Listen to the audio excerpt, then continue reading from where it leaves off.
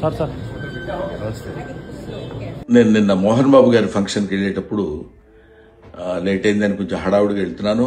అంతలోకే దయాన్ని ఎదురయ్యాడు. ఏదో పిచ్చపాటి మాట్లాడుకున్న తర్వాత రాన్న ఫోటో తీసుకుందాం అంటే వద్దండి ఫోటో వద్దేమొద్దు అని చెప్పేసి నేను చకచక లోపలికి వెళ్ళిపోయాను.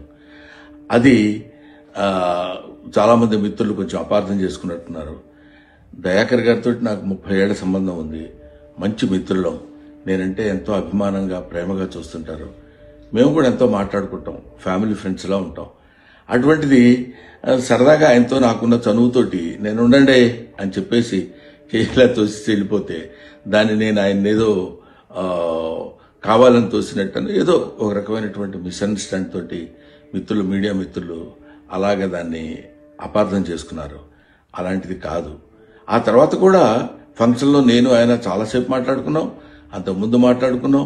ఫంక్షన్ అయిపోయిన తర్వాత కూడా మేము మాట్లాడుకున్నాం. కానీ ఇది పొద్దునే చూడగానే ఆయన నేను చూసుకుని నవ్వుకున్నాం కూడా.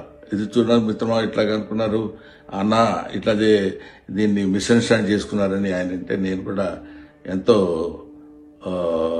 అయ్యో ఇదేంటి ఇలా జరిగిందని ఆయన్ని ఎక్కడ అపార్థం చేసుకుంటారో అని అలాంటిది కాదు అని చెప్పడానికి